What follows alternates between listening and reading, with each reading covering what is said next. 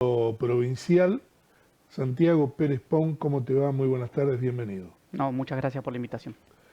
Bueno, en principio consultarte por cómo estás en la Cámara de Diputados, o venías de una actuación dentro del Poder Ejecutivo y pasaste a un Poder Legislativo con una situación totalmente distinta, ¿no? Primero porque sos oposición, entonces estar en un poder en la vereda enfrente no es tan fácil. No, a ver, lo que preocupa un poco más allá de mi rol, principalmente como diputado provincial, tiene que ver que la legislatura, los chicos comenzaron las vacaciones hace días. Sí, Bueno, la legislatura está de vacaciones del oficialismo por lo menos hace un mes y medio. Que Leandro, principalmente el gobernador, su presidenta de la legislatura y sus diputados, no llevan absolutamente nada a debatir a la legislatura. Hoy hay problemas en la gente y seguramente vamos a coincidir que muchos más que seguramente algunos meses atrás, algunos años atrás. Hay mucha desesperanza hacia la política, seguramente. Hay mucho enojo principalmente por el poder legislativo sobre la gente, sí, totalmente.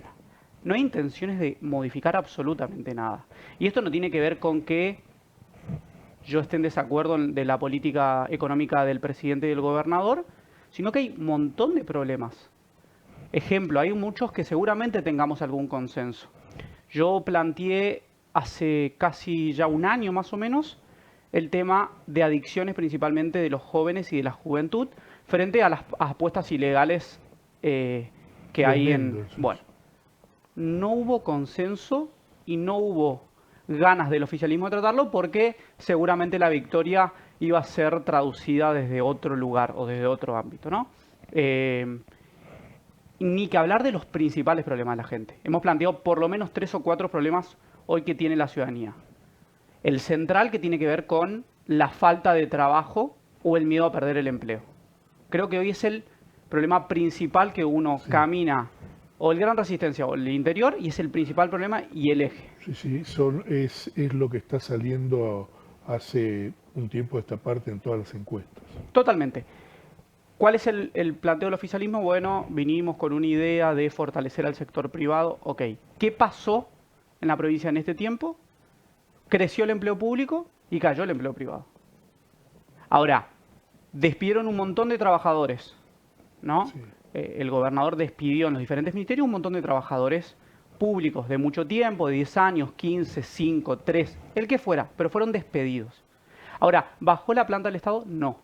Hoy Leandro Esdero tiene más empleados públicos que el ex gobernador Capitanich. Es la primera vez que en un año y medio nosotros aprobamos presupuestos que tienen 3.000, 4.000, 5.000 cargos más. ¿Por qué hago esa diferencia? Porque tenés los empleados formales de planta y después tenés contratados, etc. Leandro Esdero sacó y echó trabajadores de hace mucho tiempo y seguramente, y se está dando después del 11 de mayo que fue la campaña, llenando de compromisos electorales que seguramente ha tenido, de militantes radicales dentro del Estado. Pero de vuelta, pueden creerme a mí o no. Uno agarra la ley de presupuesto de nuestro claro. último año, la aprobación de los cargos del Estado, y agarra la última de Leandro Esdero y hay más cargos públicos. ¿Qué pasó con el empleo privado? Se desplomó. Hoy hay 6.000 empleos privados menos.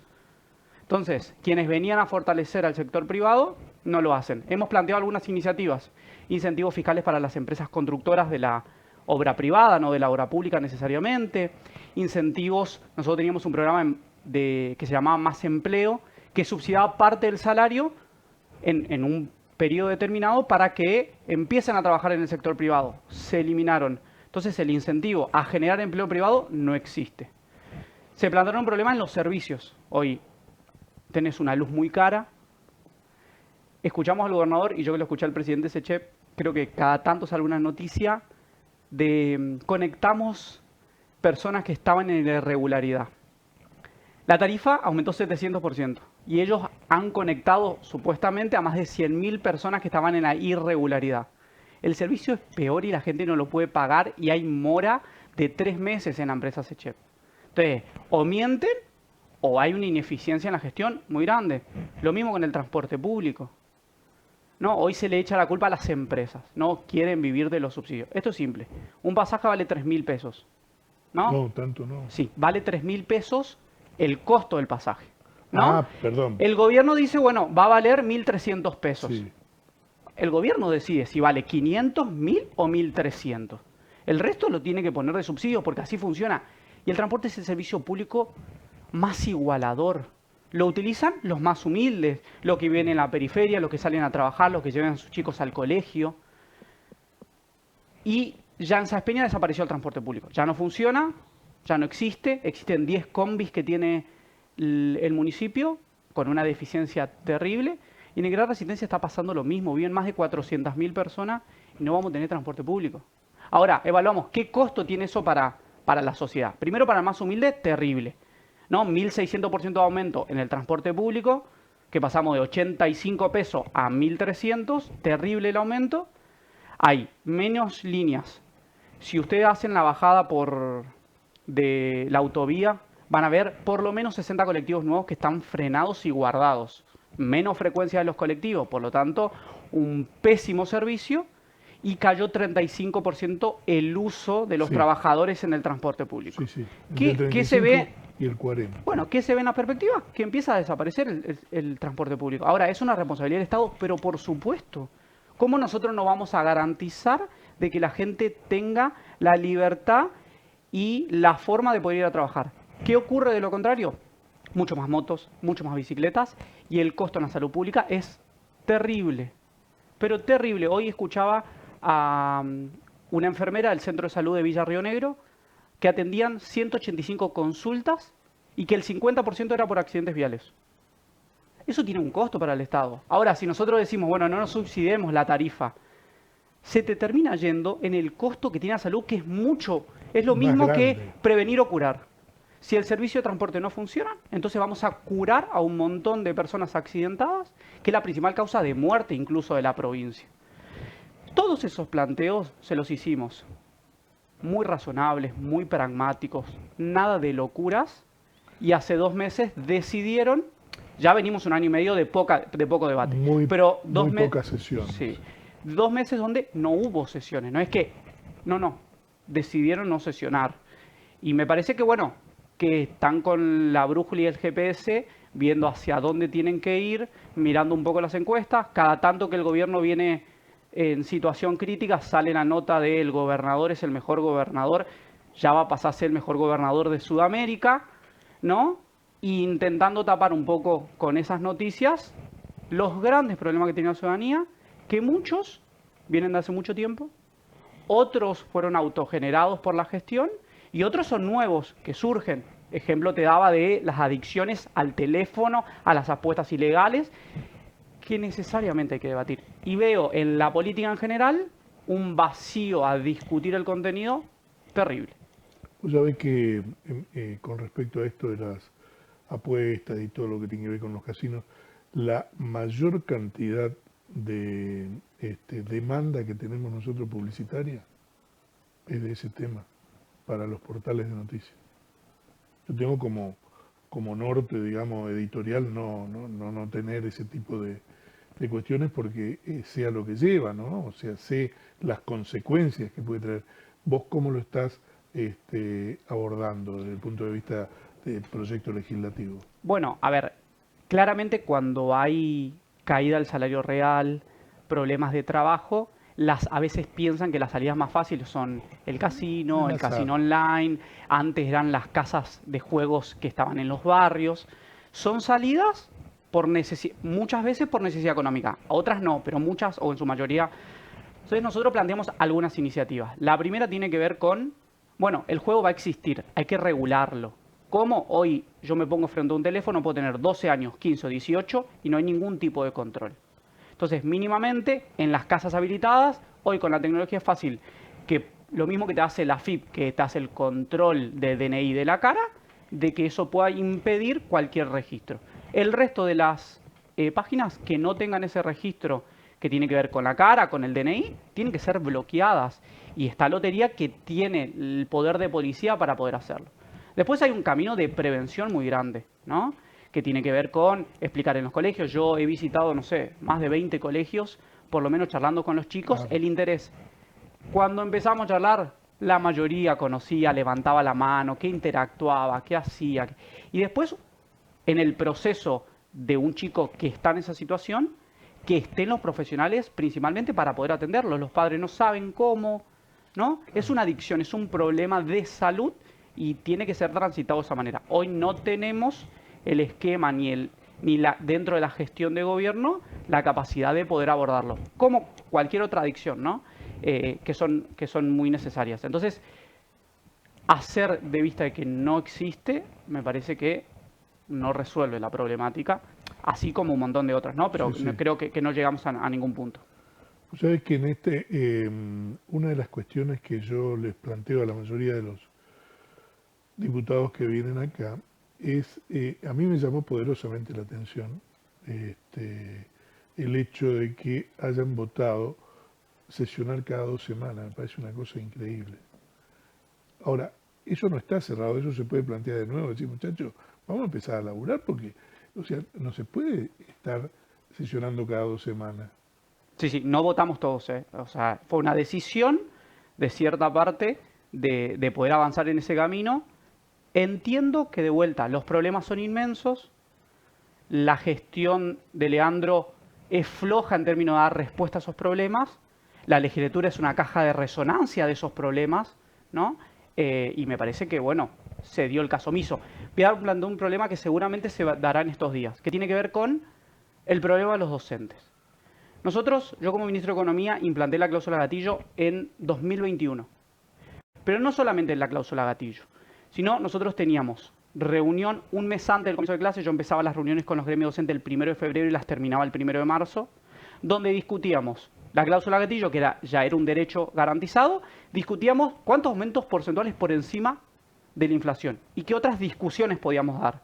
Si había que implementar el presentismo, si teníamos que poner una bonificación para aquellos docentes que se formen puedan cobrar más de acuerdo a la formación que tengan. Discusiones que son necesarias darlas. Bueno, hoy los docentes no son recibidos, hace 1 año y medio que no tienen audiencias, se eliminaron conceptos como el forito, la conectividad, que eran parte del salario, y hoy temblequea la cláusula gatillo.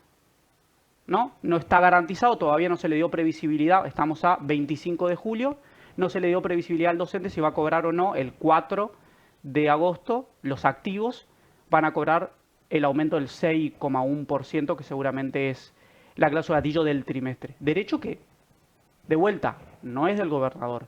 3 años cumplimos, 2021, 2022 y 2023 Sí, no, y este gobierno cumplimos. se comprometió también. Se comprometió a seguir, por supuesto, pero un derecho que era imposible no garantizarlo. Llevamos 7 meses de comienzo del año.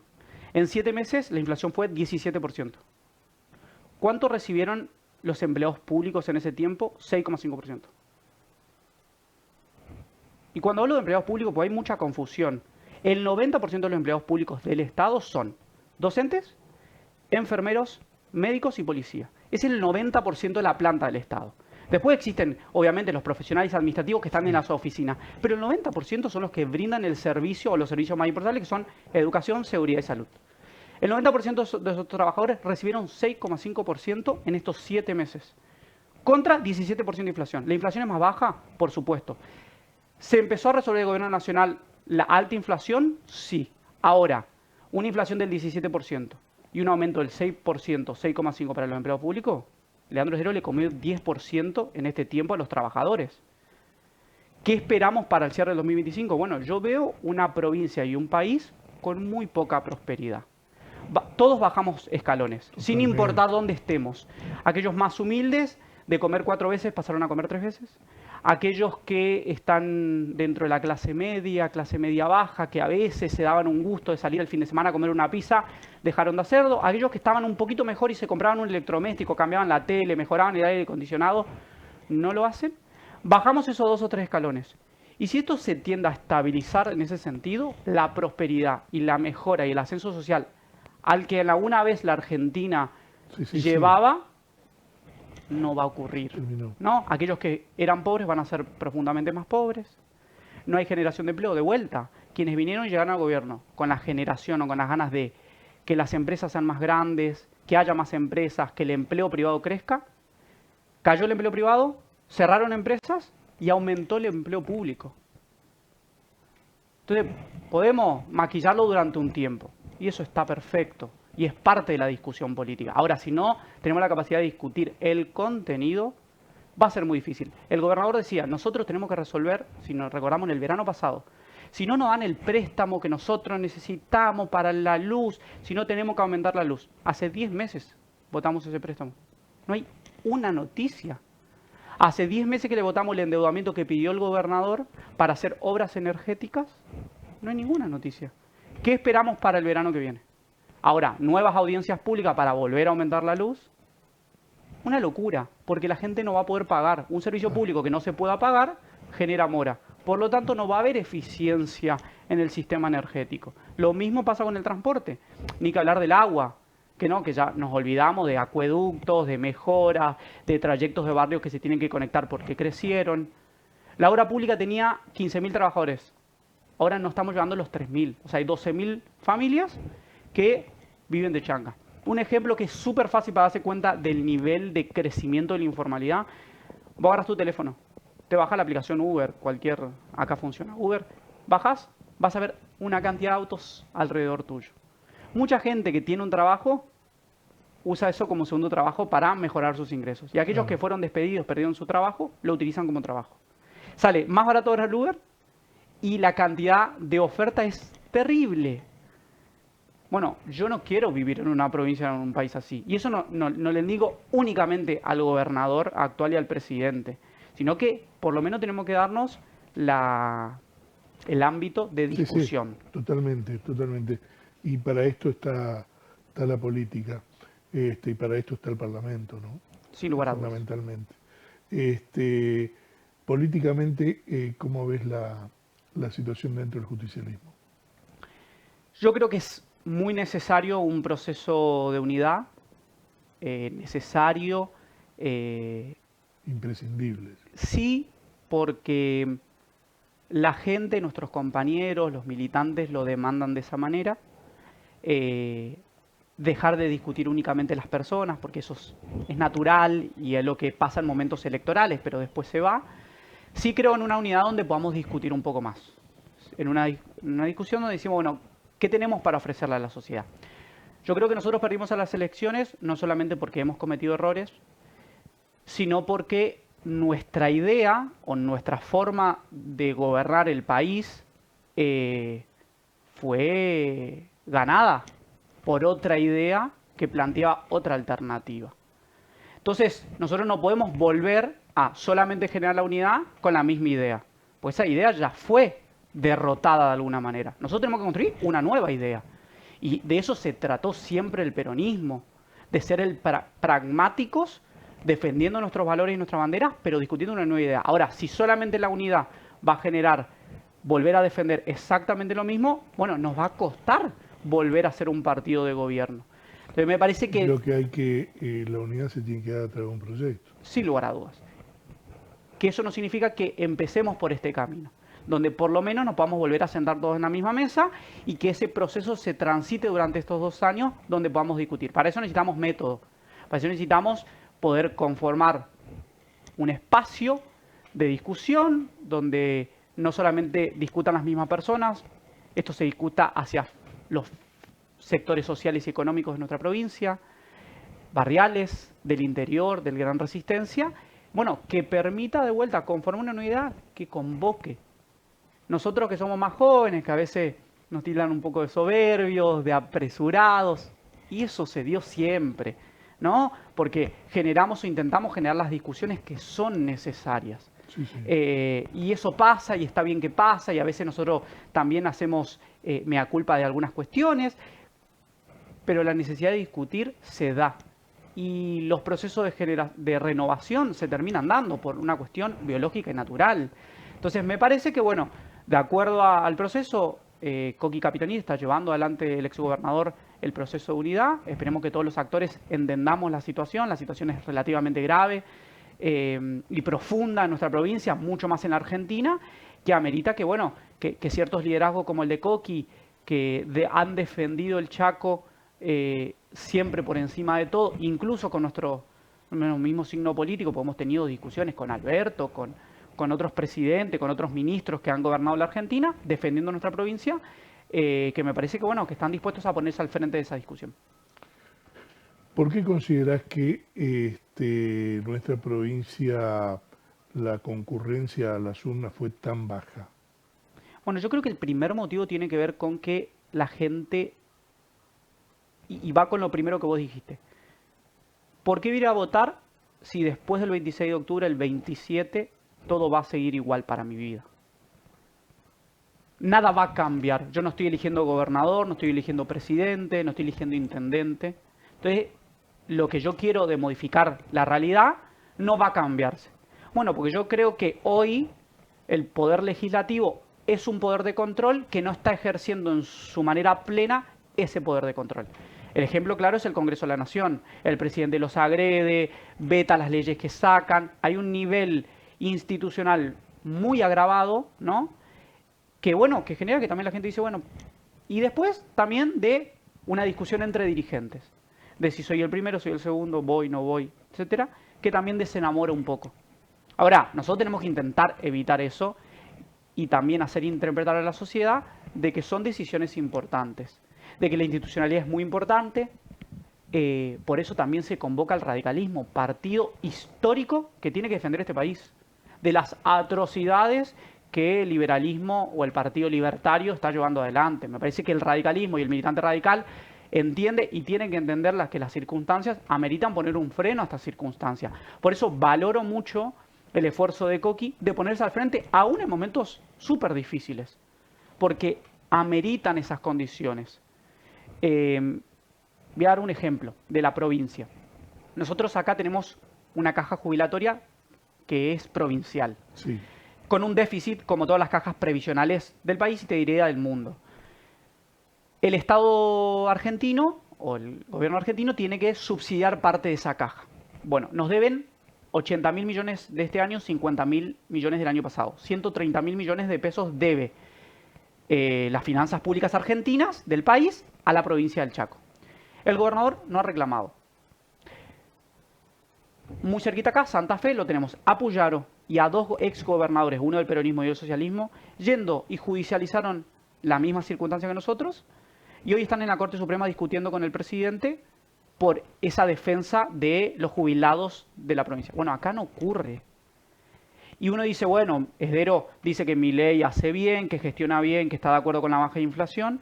Ahora, es la provincia que menos recursos recibe la nación en términos extraordinarios, sin cumplir las leyes. No estamos pidiendo nada que no corresponda. Son leyes que corresponden cuidar a nuestros jubilados y que necesitan esos recursos para mejorar sus jubilaciones. No está ocurriendo. No entiendo al gobernador. ¿Por qué sigue esta alianza tan firme si la provincia no es beneficiada? Entonces me parece que por eso es necesario, por nuestros jubilados, por nuestros docentes, por nuestras universidades, de que la unidad del campo nacional, popular, democrático, de las mujeres que se enfrenten a esta situación o que nos enfrentemos a esta situación, de parar un poco la mano. Creo que la dirigencia en general tiene una gran responsabilidad en estas elecciones del 26 de octubre por dos motivos fundamentales que se dan en esta. Uno es inédito, que es que nos cambiaron la herramienta electoral. O sea, vamos a empezar por ahí, ¿no? Que tenemos que hacer mucha capacitación de cómo se vota. Encima da la casualidad que a nosotros nos toca votar dos categorías, o sea que son dos crucecitas. Ese laburo hay que hacerlo. Sin lugar a dudas. Pero incentivo en todos lados. Y el otro tema es el trabajo dirigencial y de los medios de comunicación, en esto me comprometo, a trabajar la responsabilidad que tenemos como ciudadanos de ir a votar. O sea, tenemos el derecho de elegir a nuestros representantes. Ese derecho lo tenemos que hacer valer.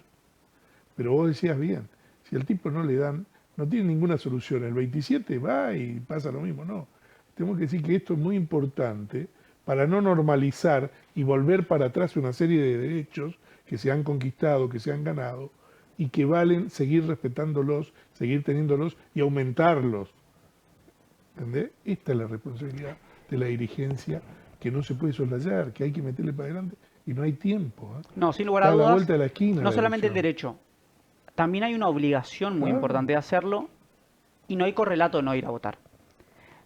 Uno tiene una multa, no sé cuánto estará ahora, mil no, pesos, no tengo idea. no llega a 1.000 pesos. Antes, en términos económicos, era mayor y te impedía hacer trámites en el Estado. Yo tenía que sacar un nuevo DNI y te impedían hacerlo porque, bueno, me parece que nuestros legisladores nacionales, etcétera, tienen que generar esas instancias también, porque de alguna manera moviliza, che, tengo que ir a votar, me informo, porque mucha gente tampoco está cansado un poco de escuchar lo mismo, trata de entretenerse porque su vida es demasiado compleja como para estar escuchando los problemas de la política también, y que generen los incentivos negativos, positivos, para que el proceso se da y la concurrencia sea la mayor que se pueda dar, porque después no nos podemos quejar de quienes nos Claro. representan, sino, ¿no? Sí, sí, sí. Y nosotros en la política tenemos que cambiar esas cosas. Yo invito a la presidenta del Poder Legislativo a que convoque sesiones extraordinarias, que se sesionen todas las semanas, que las comisiones funcionen. Nosotros en la Comisión de Hacienda, yo soy vicepresidente de la Comisión de Hacienda,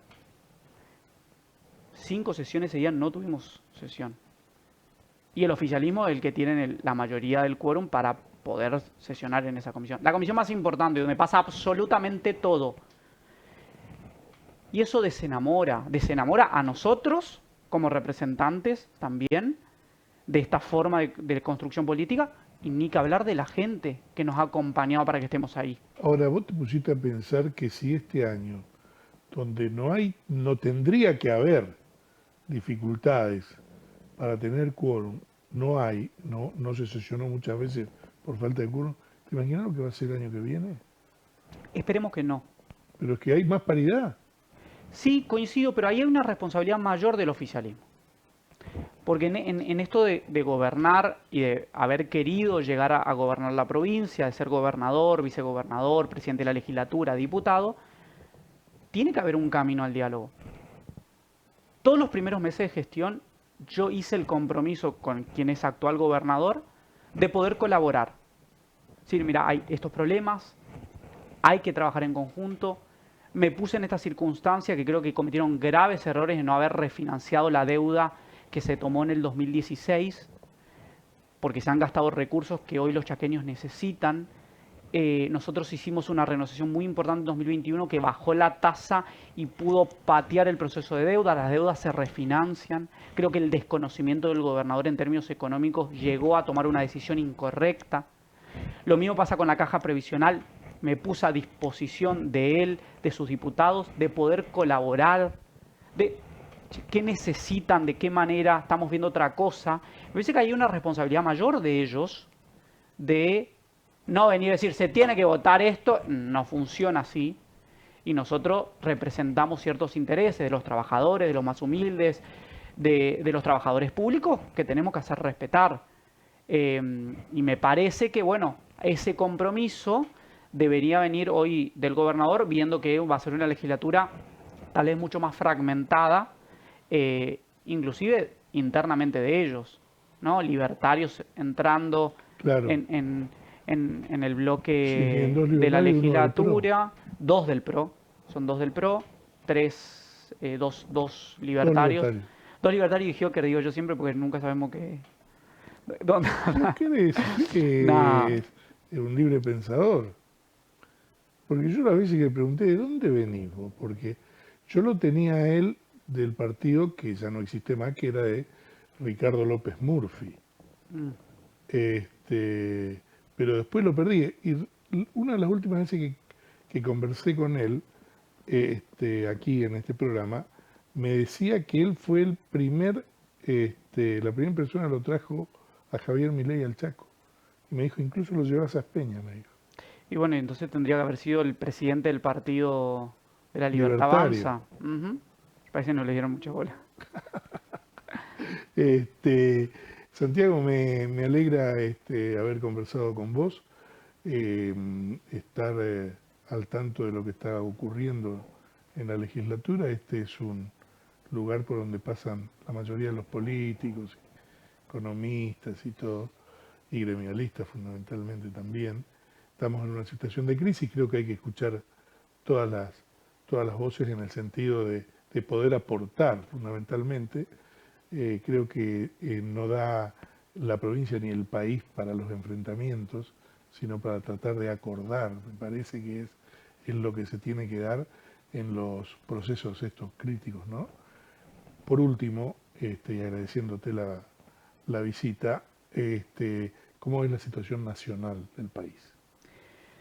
Bueno, hoy más o menos lo dije. Yo siento que el auto entró a un service que era necesario en términos macroeconómicos, ¿no? Cuando, viste, lo tenemos medio, necesito que vaya a control.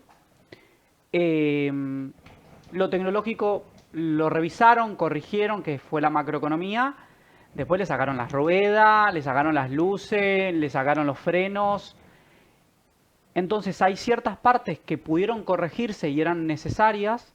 Hoy tenemos una inflación más baja y eso uno lo creía necesario siempre. Incluso un país crece a través del crédito y sin inflación baja, imposible que exista crédito para poder crecer, para la industria, para el comercio, para que las familias crezcan. Súper necesario. Ahora, todo lo otro se está destruyendo. Entonces, uno no construye un mejor país destruyendo nuestras instituciones, descalificando a los más humildes, descalificando a aquellas personas que tienen discapacidad. Me parece O que al que es, piensa distinto. sin lugar a dudas. Pero sobre todo, a mí lo que más me preocupa es que llevamos 1 año y 7 meses de gestión del nuevo presidente. No hubo un anuncio, que en los que estábamos acostumbrados antes, ¿no? Bueno, este es mi programa. Mi programa para el desarrollo del campo es que si el sector ganadero exporta más, nosotros vamos a bajar 2 puntos las retenciones o vamos a darle crédito para que... Yo creo que el sector textil necesita generar mayor capacidad de trabajo, entonces no voy a abrir las importaciones, pero necesitamos generar esto. Creo que en el norte argentino, un programa de desarrollo, no hay propuestas o planes positivos para crecer. Ahora, si nosotros creemos que destruyendo y quedándonos encerrados totalmente y abriendo la frontera, vamos a construir un país mejor, y lo veo con mucha dificultad. Entonces siento que bajamos un escalón, 2 o 3 algunos, y no veo prosperidad hacia adelante. No creo que esto vaya a explotar mañana, pasado, en 2 meses, pero veo un país de baja prosperidad, de poco ascenso social, de personas cansándose de no poder hacer crecer su negocio, de no poder emprender, de que tenga llorando que cerrar una industria y despedir a los trabajadores, ¿no? Y nos vamos a convertir en un país de mucho más subdesarrollo, ¿no? Y Argentina siempre estuvo a mitad de tabla, queriendo ser un país desarrollado, pero no pudiéndolo hacer. Pero nunca fuimos un país del subdesarrollo como Bolivia o otros países de Sudamérica que les cuesta el crecimiento. Nosotros tenemos una potencia muy importante en nuestro territorio, a lo ancho, a lo largo, y sobre todo en nuestros trabajadores y en nuestra educación. Y el ejemplo más visceral que uno puede dar de lo que está destruyendo este gobierno nacional tiene que ver con la universidad. La cantidad de jóvenes que están dejando de ir a la universidad porque no pueden pagar el alquiler y los docentes cobrando miserias. Ningún país se desarrolla sin ciencia y tecnología, sin universidades. Podemos estar de acuerdo o no de si yo creo que tenemos que tener un ministerio de las mujeres o no. Pero hay ciertas políticas públicas que más o menos nos tenemos que poner de acuerdo. Ahora, no discutir esa profundidad me parece que solamente va a generar decadencia hacia adelante, y espero que nuestra dirigencia, nuestro partido político, abra las discusiones de contenido para poder ofrecer una alternativa distinta. Porque, de vuelta, si nuestra idea fue derrotada, tenemos que conformar una nueva idea. Y eso se hace debatiendo. Y seguramente no vamos a poder hacerlo, no vamos a querer volver al gobierno para hacer exactamente lo mismo. Porque la problemática y las complejidades son distintas. El mundo de trabajo es distinto. Hoy no todos quieren tener un trabajo en relación de dependencia. No, quieren emprender, quieren cambiar de trabajo cada 6 meses los jóvenes, quieren seguir estudiando, quieren viajar, quieren trabajar en Argentina pero vivir en, no sé, quieren trabajar para Chaco pero quieren vivir en Buenos Aires. Esas realidades cambiaron y nosotros tenemos que intentar ofrecer una nueva idea para eso. No nos ganó en esto, desde mi punto de vista, respetando tu opinión, no nos ganaron con una idea. Nos ganaron porque vinimos de muy malos gobiernos. Coincido, pero la idea, ¿a qué me refiero con la idea? Me refiero a que una idea que penetró en la gente, de que la responsabilidad era de la casta, que el problema eran los políticos, que no se podía vivir con un Estado gigantesco. Ahora nos estamos dando cuenta de que el Estado era parte de la vida de todos. Porque si los empleados públicos, docentes, enfermeros, médicos y policía tienen mejores salarios, el comerciante vive mejor. Ahora, el comerciante decía, no, te están pagando solo... Es el mismo que te compra. Entonces, esa idea y de nosotros no poder hacer valer y con errores propios, otra idea fue superada, ¿no? Por eso digo, nosotros 2019 ganamos el gobierno, pero en 2015 terminó Cristina como presidenta con una plaza llena, donde el recuerdo de vivir mejor era mucho más cercano, ¿no? Entonces uno podía volver a intentar llegar al gobierno y decir, bueno, yo creo en la asignación universal por hijos, yo creo en la construcción, creo en la obra pública, creo en la creación de viviendas. Pero en nuestro último gobierno, hasta nosotros quedamos enojados, imagínate la gente. Entonces está claro que la discusión de que se hizo un mal gobierno está. Pero también las ideas me parece que no podemos llegar con las mismas. Por supuesto. Santiago, te agradezco. Al contrario, gracias Muy a vos, amable. Pedro.